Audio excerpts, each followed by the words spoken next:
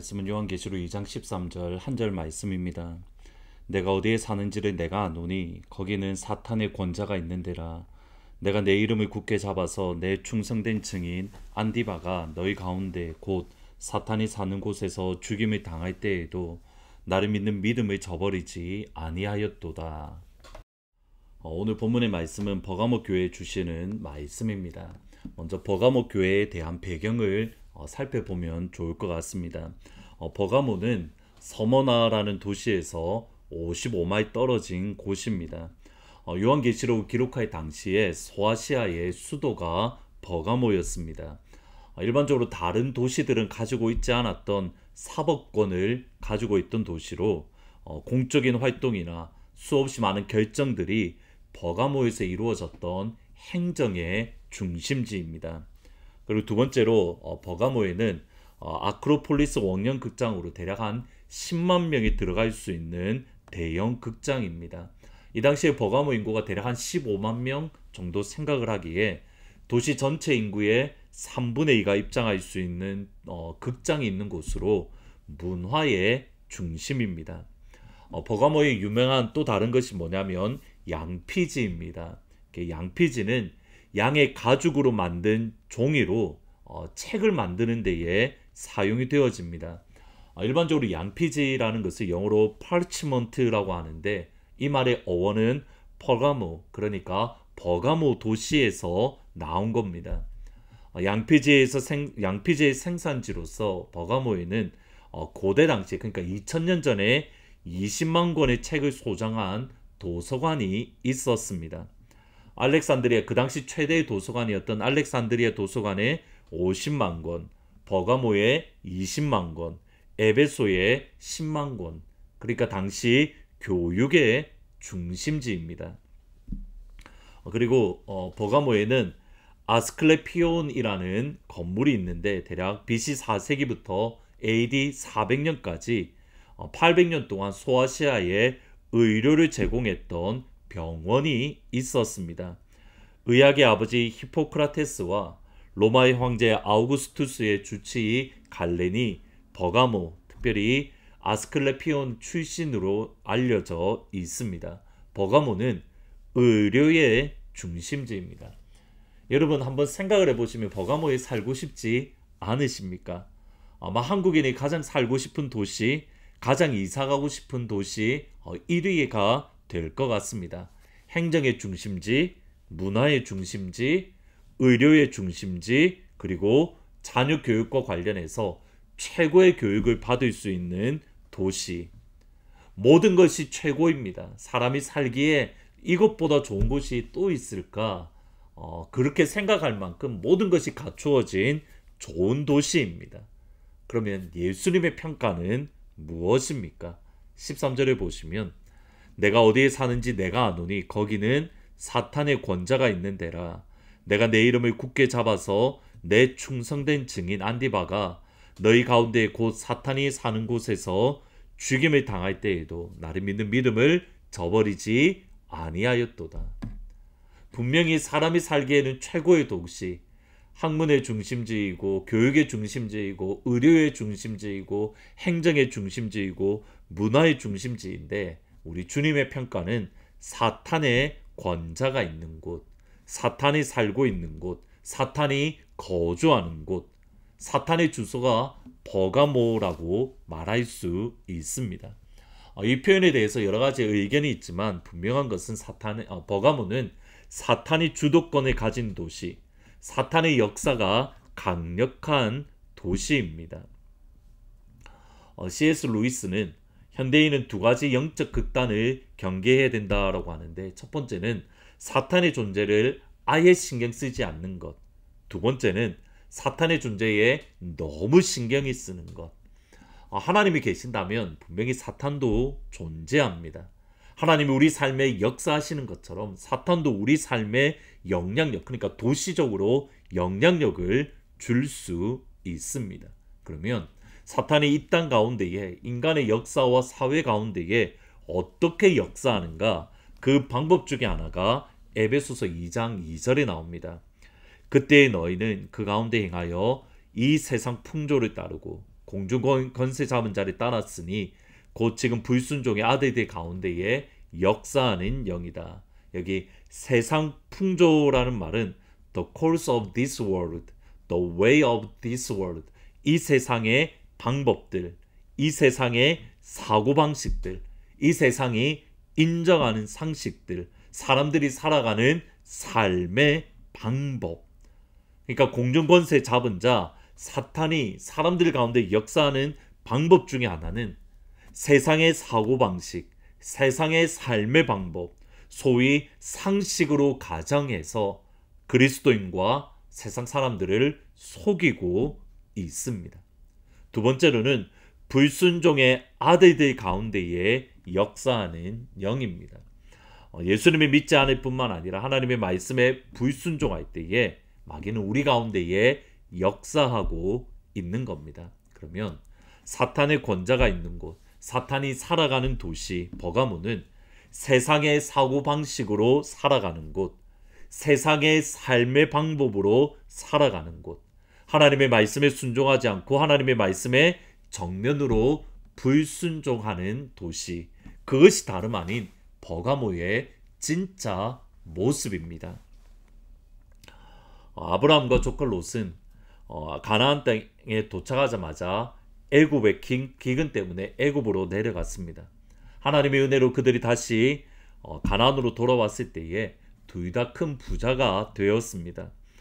아브라함은 양과 염소가 그리고 롯의 양과 염소가 한 곳에서 목축하기에는 땅이 작았습니다. 그래서 아브라함은 헤어질 때가 되었다라고 생각을 하고 땅을 선택할 권리를 조카 롯에게 먼저 주었습니다. 이때 롯이 선택한 방법이 창세기 13장 10절입니다. 이에 롯이 눈을 들어 요단 지역을 바라본즉 소알까지 온 땅에 물이 넉넉하니 여호와께서 소돔과 고모라를 멸하시기 전이었으므로 여호와의 동산 같고 애굽 땅과 같았더라. 그리고 요단 건너편 소알 땅을 선택을 했습니다.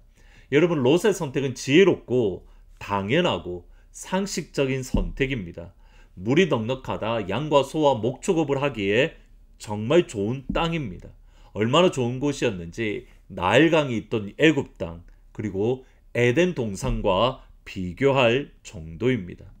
에덴 동산 같다, 애굽 땅 같다, 그곳에 가면 성공할 수 있는 기회, 누가 보더라도 잘 먹고 그리고 더 많은 재물과 또 성공의 자리에 오를 수 있는, 누가 보더라도 합리적인 기회가 보장된 곳입니다.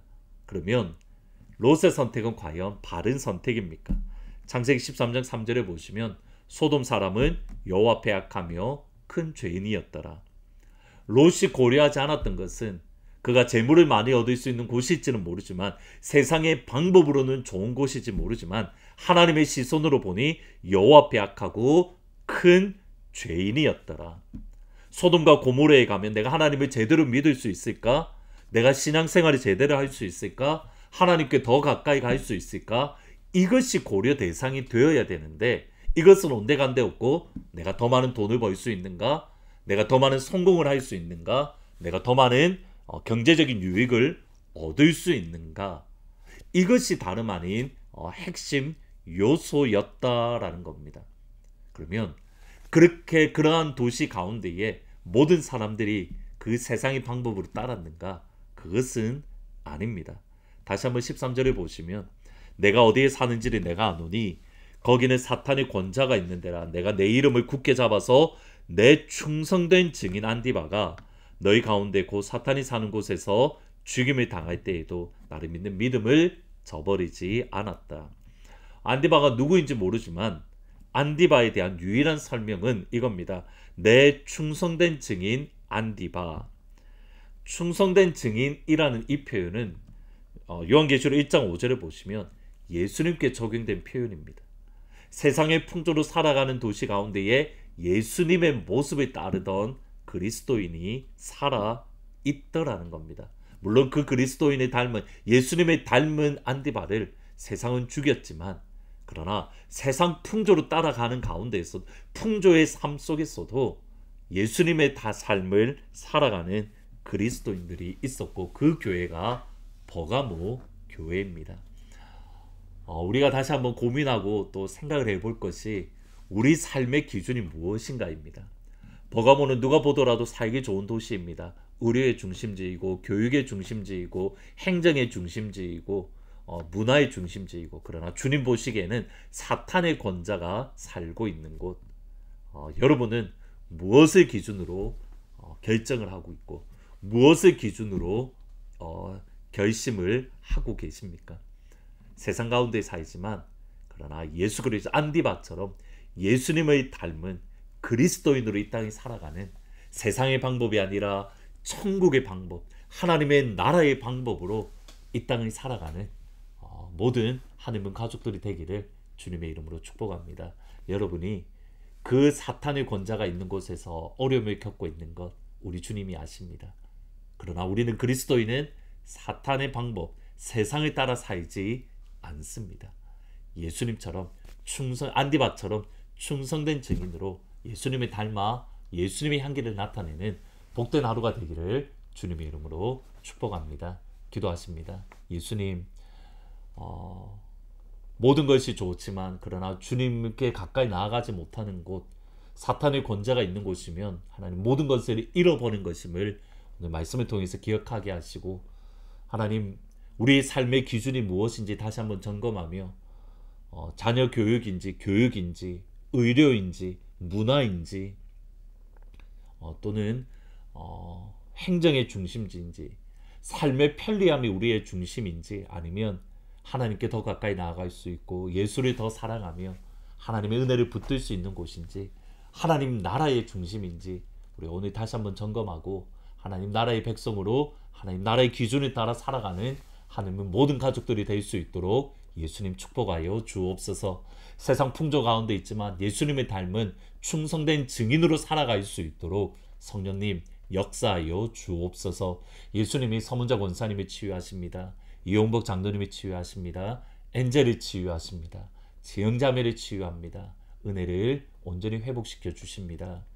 하나님 예수 동행 기도학교를 통해서 주님과 더욱더 깊은 교제 속에 들어가는 주님과 친밀함을 누리게 하시고 7월 22일 날부터 시작되는 유스 단기 선교를 통해서 삶의 목표가 정해지고 주님을 더욱더 사랑하는 우리 유스 아이들이 될 수 있도록 주님 축복하여 주옵소서. 예수님의 이름으로 기도합니다. 아멘. 세상 가운데에서 예수님의 모습을 따라 살아가는 충성된 증인으로 살아가는 하나님의 모든 가족들이 되기를 축복합니다. 마귀들과 싸울지라 죄악 벗을 형제여, 담대하게 싸울지라 적이 악한 적병과 심판날과 멸망의 날 네가 섰는 눈앞에 곧 다가오리라.